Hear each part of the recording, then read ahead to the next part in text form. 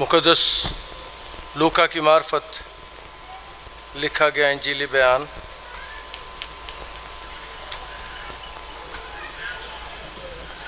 उसका दूसरा बाब उसकी 22वीं आयत।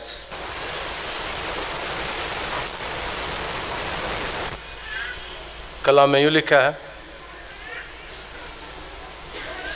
यस्सु के हैकल में पेश किया जाता है।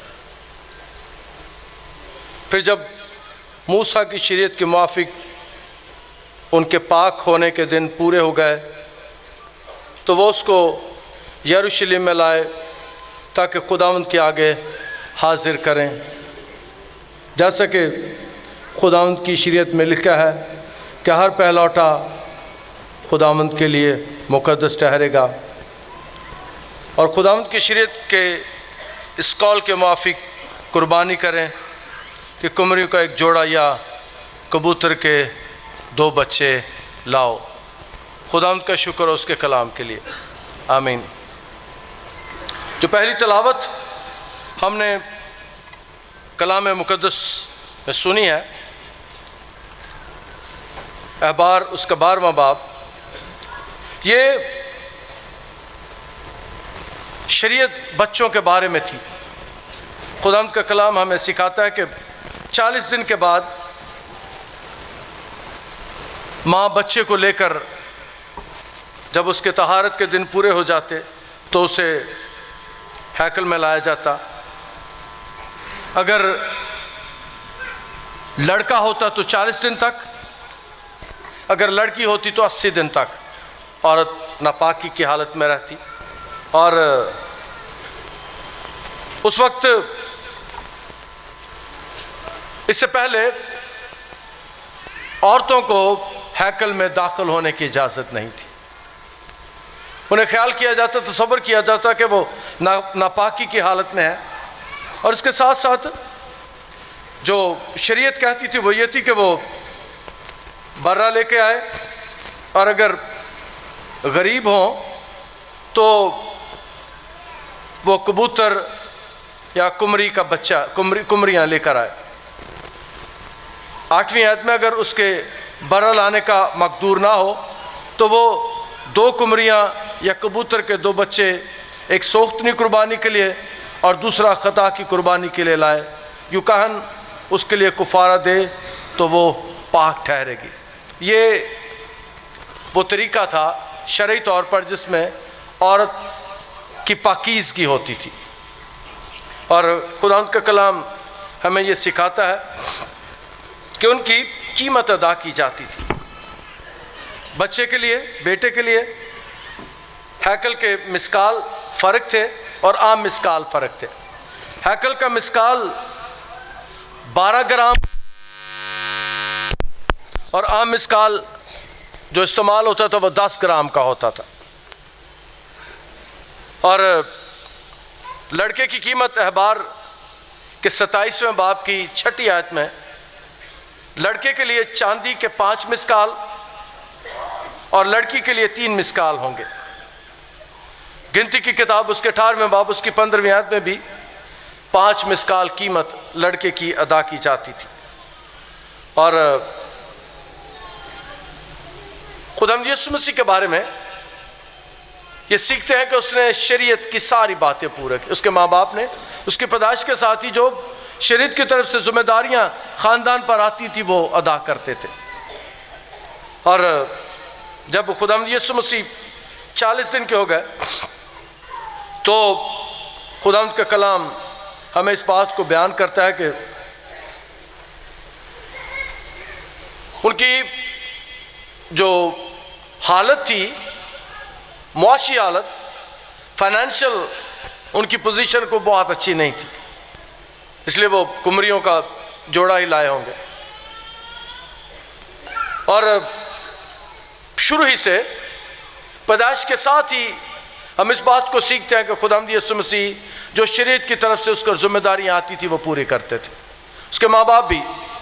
और आज के कलाम में से पहली बात जो आपके सामने रखना चाहता हूँ कि खुदा हमें औलाद दे तो हमें कलाम के मुताबिक बचपन ही से उनकी तरबियत करनी चाहिए। پچھلے ہفتے میں نے سکھایا تھا کہ جب خدا آپ کو بچہ دے، آپ کی گود بھر جائے، تو اسی دن سے اس کے بارے میں سوچنا شروع کر دیں، اسی دن سے اس کے بارے میں اس کے لیے دعا کرنا شروع کر دیں۔ اسی دن سے میں نے بیان کیا تھا کہ یہودی ماں اپنے بیٹے کو 3 سال تک دودھ پلاتی تھی اور بیٹی کو 2 سال تک دودھ پلاتی تھی، اور جتنی بار وہ دن میں دودھ پلاتی تھی اس کو اپنی گود میں رکھ کے اس کے کان پر یہودی کلمہ سکھاتی تھی۔ استثنا کی کتاب کے 6 باب میں، سن اسرائیل تمہارا خداوند ایک ہی خدا ہے، یہ یہودی کلمہ ہے۔ اور ماں بچہ سنتا ہے سمجھتا ہے نہیں، وہ اپنی ذمہ داریاں پوری کرتی تھی۔ اور میں نے بیان کیا کہ یہ شرعی طور پر ہم دیکھتے ہیں کہ جب سیموئیل کی کتاب میں ہمیں پتہ چلتا ہے کہ سیموئیل پیدا ہوتا ہے حنا کے گھر میں، الکانہ کی بیوی کے، تو وہ 3 سال تک اسے دودھ پلاتی ہے، اور 3 سال کے بعد باقاعدہ دودھ چھڑائی کی رسم ہوتی تھی، اسے ادا کر کے وہ سیموئیل نبی کو جب وہ 3 سال کا ہوا، دودھ چھڑانے کے بعد وہ ایلی کاہن کے پاس سالہ کے مقام پر ہیکل میں چھوڑ کر آ گئی۔ پھر بچپن ہی میں ہم دیکھتے ہیں چونکہ اس کی ماں نے اس کی تربیت اس طرح کی تھی کہ اس چھوٹے سے بچے کے ساتھ خداوند بچپن ہی باتیں کرنا شروع ہو گیا، خداوند اسے آوازیں دینا شروع ہو گیا۔ اس طور سے یسوع کی زندگی میں اس کے ماں باپ نے وہ ساری ذمہ داریاں جو شریعت کی طرف سے ان پر آتی تھی انہیں پورا کیا، اور کلام میں لکھا پھر جب موسیٰ کی شریعت کے موافق ان کے پاک ہونے کے دن پورے ہو گئے تو وہ اس کو یروشلم میں لایا تاکہ خداوند کے حضور حاضر کرے۔ دوسری بات بڑی خوبصورت ہے کہ 40 دن سے ماں بچے کو ہیکل میں لے آنا شروع کر دیتی تھی۔ بچہ جب 1.25 ماہ کا ہوتا تھا تو ماں ہیکل میں لے آتی تھی اسے۔ اس طور سے یہودی بچے بچپن ہی سے ہیکل میں آنا شروع کر دیتے تھے، اور ماں باپ یہ ذمہ داری سمجھتے تھے کہ وہ ہیکل میں جائیں، اور جو بچے ہوتے تھے ان کے لیے علیحدہ ربائی بیٹھتے تھے، ان کے ساتھ شریعت کی باتیں کرتے تھے۔ یسوع مسیح کے زمانے میں مشہور ربائی تھے جن کے پاس بچے جا کے سیکھتے تھے۔ ہم دیکھتے ہیں کہ یہ بچہ یسوع جب 10-11 سال کا تھا، 12 سال کا تھا، تو وہ ہیکل میں گیا اپنے ماں باپ کے ساتھ، اور ہیکل میں جا کے وہ استادوں کے ساتھ، ربائی جو وہاں بیٹھتے تھے ان کے ساتھ سوال و جواب کرتا ہے، اور اس کے سوالوں سے ہم کلام مقدس سے سیکھتے ہیں کہ وہ حیران ہوتے تھے۔ اور یہی نہیں بلکہ جب ہیکل سے واپس آ رہے تو عید کو منانے کے بعد تو بچہ یسوع پیچھے ہیکل میں ہی رہ گیا، یروشلم میں رہ گیا۔ پھر وہ واپس جا کر اسے ڈھونڈتے ہیں اپنے جان پہچانوں میں، اور جب واپس جاتے ہیں تو اسے استادوں کے پاس بیٹھا ہوا دیکھتے ہیں۔ اس سے ہم سیکھتے ہیں کہ مقدسہ مریم نے، مقدس یوسف نے بچپن ہی سے اس کی تربیت بہت اچھی کی تھی، اسے اپنے ساتھ ہیکل میں لے کے جاتے تھے۔ اور آج کے کلام میں سے بات جو آپ کے سامنے رکھنا چاہتا ہوں، ہمیں اپنے بچوں کی ایسے ہی تربیت کرنی چاہیے۔ بچے آپ کے ساتھ آتے ہیں اور مائیں انہیں سنڈے اسکول میں نہیں جانے دیتی کہ ان کی تربیت نہ ہو جائے، مائیں انہیں اپنے پاس بٹھائے رکھتی ہیں۔ یاد رکھیں کہ ہر عمر میں ایک معیار ہوتا ہے سیکھنے کا، تو مہربانی سے اپنے بچوں کی تربیت اس طرح کریں کہ چرچز نے آپ کے لیے انتظام کیا ہے بچوں کے سیکھنے کا، تو ضرور ان کو وہاں بھیجا کریں تاکہ وہ تربیت پائیں۔ اور دوسری بات یہ ہے کہ بچے ضرور چرچ میں لے کر آئیں، پھر انہیں بیٹھنا سکھایا کریں۔ گھر میں ایک بات کے لیے میں خدا کا شکر ادا کرتا ہوں، آج صبح جب میں باہر کھڑا تھا لوگوں کو مل رہا تھا تو ایک خاتون اپنے بچوں کو میرے پاس لے کر آئی۔ اس نے کہا کہ پادری صاحب یہ میرا بیٹا جو اس کی گود میں تھا، کہتے یہ آپ کی طرح دعا کرتا ہے۔ میں خوش ہو گیا اس بات سے کہ کم از کم یہ بچہ جو ابھی گود میں ہے اس نے دعا کرنا سیکھ لیا ہے، اس کو پتہ ہے دعا کیسے کی جاتی ہے۔ تو مہربانی سے اپنے بچوں کو اس طور سے تیار کریں۔ یہاں پر میں دعا کرتا ہوں، ہماری ٹیم دعا کرتی ہے، کرتے ہیں، بچے اس سے انسپائر ہوتے ہیں، بچے اس سے سیکھتے ہیں۔ اور کئی دفعہ میں سنڈے اسکول کے بچوں کو سامنے لا کر ان سے کہتا ہوں کہ کلیسیا کے لیے دعا کریں، ہم چاہتے ہیں کہ ہمارے بچوں کی تربیت ہو۔ اور دوسری بات جو آج کے کلام میں سے ہم سیکھتے ہیں کہ مقدسہ مریم کے طہارت کے دن پورے ہو گئے، اور وہ ہیکل میں اپنے پہلوٹے بیٹے خداوند یسوع مسیح کو لے کر آتی ہے۔ اور خداوند کا کلام ہمیں اس بات کو سکھاتا ہے کہ سارے پہلوٹے خداوند کے لیے، خروج کی کتاب 12واں باب 13واں باب اگر ہم پڑھیں تو وہاں سارے جتنے پہلوٹے تھے، مصریوں کے پہلوٹوں کو خدا نے مار دیا، اور خدا نے اپنی قوم کے لوگوں کو کہا کہ تمہارے سارے پہلوٹے جانوروں کے بھی اور انسانوں کے بھی میرے لیے ہوں گے، اور پھر ان کی قیمت ادا کر کے انہیں واپس لیا جاتا تھا۔ اور قیمت میں نے بیان کیا کہ 5 مسکال اور 3 مسکال ہوتی تھی، اور میں نے یہ بھی بیان کیا کہ ہیکل کا مسکال 12 گرام کا ہوتا تھا اور عام مسکال 10 گرام کا ہوتا تھا، اور وہ اسے ادا کرتے تھے، پھر وہ قربانیاں کرتے تھے اور اس کے لیے وہ شریعت کو پورا کرنے کی کوشش کرتے تھے۔ آج کے کلام میں سے اگلی بات بڑی اہم ہے جو آپ کے ساتھ مل کر میں سیکھنا چاہتا ہوں۔ مقدسہ مریم کے دن پورے ہو گئے اور وہ ہیکل میں آ گئی۔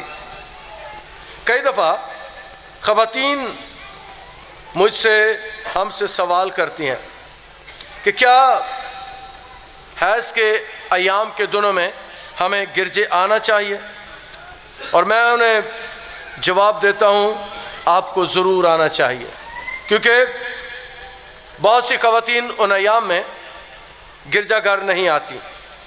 خداوند کا کلام ہمیں اس بات کو سکھاتا ہے کہ اس وقت یہ سارا کچھ راج تھا، لیکن یسوع نے آ کر اس میں ایک نئی بات شامل کر دیا۔ مقدس متی کی معرفت لکھا ہے کہ انجیل بیان اس کا 9واں باب 18ویں آیت سے 26ویں آیت، لوکا 8 باب اس کی 40ویں آیت سے 52ویں آیت تک، اور مقدس مرکز کی انجیل اس کا 5واں باب اس کی 25ویں آیت میں ہمیں ایک واقعہ نظر آتا ہے۔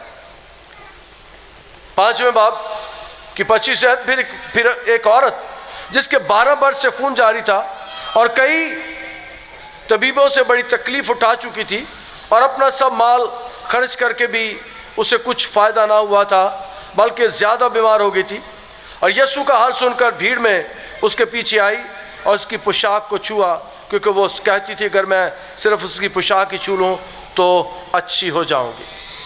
یہ عورت جس کے 12 برس سے خون جاری تھا، یہ ہیکل میں نہیں جا سکتی تھی، شرعی طور پر یہ ناپاک تھی، یہ کسی کو چھو لے تو وہ ناپاک ہو جاتا تھا۔ شرعی طور پر اسے کسی قسم کی ذمہ داریاں جو ہیکل میں ہوتی ہیں، عبادت جو ہوتی ہیں، وہاں جانے کی اجازت نہیں تھی، یہ کسی شخص کو چھو بھی نہیں سکتی تھی۔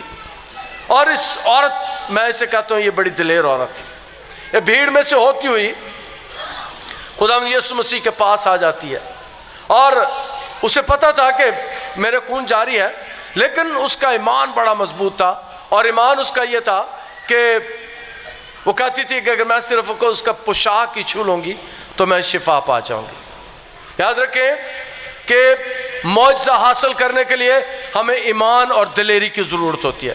یہ عورت میں بیان کر رہا تھا بڑی دلیر تھی، اس نے شریعت کی پرواہ نہیں کی، اس نے لوگوں کی پرواہ نہیں کی، اور یہ یسوع کے پاس پہنچ گئی۔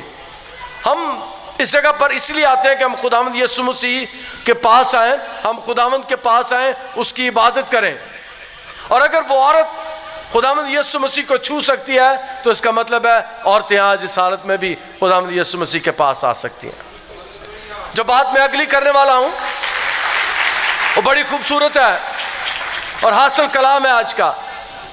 یاد رکھیں کہ یہ عورت ناپاک تھی، اور جس کو یہ چھو لیتی وہ ناپاک ہو جاتا تھا، لیکن یاد رکھیں کہ یہ عورت ناپاک تھی اور اس نے یسوع کو چھوا، اور یسوع ناپاک نہیں ہوا بلکہ یہ عورت پاک ہو گئی۔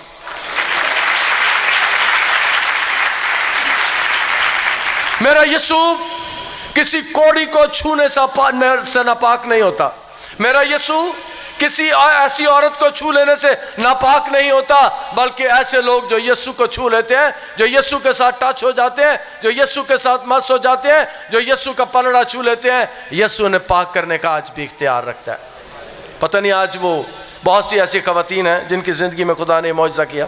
میں نے ایک دفعہ پہلے بھی بتایا تھا، ایک خاتون ہمارے پاس بزرگ آئی، اس کا بیٹا اسے لے کر آیا، وہ اگر خاندان آیا تو میری بات وہ سن رہے ہوں گے، اس کو 40 برس سے خون جاری تھا۔ وہ کہتے جب وہ بیٹا جو اسے لے کر آیا تھا، کہتے جب میں پیدا ہوا تھا، ابھی اس کے بچے جوان ہیں، کہتے جب میں پیدا ہوا تھا تب سے میری ماں کے بطن سے خون جاری تھا، اور اسے ہمارے پاس لے کر آیا، اور یہاں پر میں نے اس بزرگ عورت کے لیے دعا کی، اور گھر جا کے اس نے بتایا کہ میرا خون اسی وقت بند ہو گیا تھا. 40 سالوں کے بعد 40 سالوں کے بعد میرے بدن سے وہ خون بہنا بند ہو گیا. اور ایسے یہ تو طویل ترین عرصہ ہو سکتا ہے. اس خاتون کو 12 برس سے خون جاری تھا, اس اماں کو 40 برس سے خون جاری تھا. میرا یسوع آج بھی وہی قوت اور وہی طاقت رکھتا ہے. اور بہت سی اور خواتین بھی ہیں جن کو یہ بیماریاں تھیں, اندرونی پوشیدہ بیماریاں, یسوع نے انہیں چھو کر شفا دی ہے. اس عورت میں دلیری تھی. اور یاد رکھیں کہ خداوند یسوع مسیح نے اس معجزے کو کرنے کے بعد میرے اور آپ کے لیے, میری ماں بہنوں اور بیٹیوں کے لیے گرجے میں آنے کا راستہ کھول دیا ہے. ہیکل میں تو انہیں نہیں گھسنے دیتے تھے, لیکن یسوع کے پاس, یسوع کے گھر میں آج بھی آپ آ سکتی ہیں اس حالت میں, کیونکہ اس عورت نے ایسا ہی کیا تھا. اور یہ سوال کئی دفعہ کئی خواتین ڈرتی ڈرتی مجھ سے پوچھتی ہیں, کئی دفعہ میری بیوی سے یا اور خواتین سے یہ سوال کرتی ہیں. یاد رکھیں کہ یسوع مسیح کے زمین پر آنے کے بعد بہت سے بندھن ٹوٹے, بہت سی مشکلات آسان ہوئیں, اور ان میں ایک یہ بھی تھی کہ خداوند یسوع مسیح نے اس بڑے بندھن کو توڑ دیا. یہ عورت یسوع مسیح کے پاس آتی ہے اور اس کے ذہن میں کہ اگر میں اس کی پوشاک کو چھو لوں گی, کیونکہ وہ کہتی تھی کہ اگر میں اس کی پوشاک چھو لوں گی تو اچھی ہو جاؤں گی, اور فی الفور اس کا خون بہنا بند ہو گیا. خداوند کا کلام ہمیں سکھاتا ہے کہ یہ بیماری جو اس کو تھی یہ لا علاج تھی, اس کا کوئی علاج نہیں تھا ان کے پاس. کلام مقدس میں خاص طور پر انجیل نویس اس کے بارے میں لکھتے ہیں کہ طبیبوں کے پاس گئی, تکلیف اٹھائی, اس نے مال خرچ کیا, لیکن اسے شفا نہیں ہوئی. اور آج کے کلام میں سے اگلی بات رکھنا چاہتا ہوں, آپ کو مال خرچ کر کی ضرورت نہیں ہے, آپ کو طبیبوں کے پاس جانے کی ضرورت نہیں ہے, آپ کو صرف طبیب اعظم میرے اور آپ کے یسوع کے پاس آنے کی ضرورت ہے. وہ آپ کے بیماریوں سے, یہ یاد رکھیں کہ ایسی بیماریوں کے لفظ استعمال کیا جاتا ہے پوشیدہ بیماریاں. میرا یسوع پوشیدہ بیماریوں کو جانتا ہے. اور جو اگلی بات ہے وہ بڑی خوبصورت ہے, پوشیدہ بیماریاں بھی میرے یسوع کو جانتی ہیں. جب ایسے بیمار یسوع کو چھو لیتے ہیں تو یسوع انہیں شفا دے دیتا ہے. مقدسہ مریم اپنی ذمہ داریاں پوری کرنے کے لیے ہیکل میں جاتی ہے, اور وہ قربانیاں کرتے تھے بچوں کے لیے. اگلی بات, آخری بات آج کے کلام میں سے آپ کے سامنے رکھنا چاہتا ہوں. یسوع مسیح کی کامل قربانی کے بعد, اس کے اپنے آپ کو صلیب پر دے دینے کے بعد, اب ہمیں ایسی قربانیوں کی ضرورت نہیں ہے. اس کے بعد یسوع کی کامل قربانی کے بعد نہ ہیکل رہی ہے نہ مذبح خانہ رہے ہیں, اس لیے کہ یسوع کی کامل قربانی ہو گئی ہے. اور اس ازل سے ذبح کیے ہوئے برے کی قربانی کے بعد اب نہ برے قربان کرنے کی ضرورت ہے, نہ کمریاں قربان کرنے کی ضرورت ہے, نہ کبوتر کے بچے قربان کرنے کی ضرورت ہے, اس لیے کہ میرے اور آپ کے لیے ہمارا یسوع قربان ہو گیا. اس نے اپنا لہو بہا دیا ہے. اس لیے اب دنیا میں ہیکل میں قربان گاہیں نہیں رہیں, ہمارے گرجوں میں اب قربانیاں نہیں کی جاتی, ہمارے گردوں میں اب شکر گزاری کی عبادت کی جاتی ہے. نہ سوختنی قربانیاں کی جاتی ہیں, نہ خطا کی قربانیاں کی جاتی ہیں. سوختنی قربانیاں جلا دی جاتی تھی, خطا کی قربانیاں کی جاتی تھی.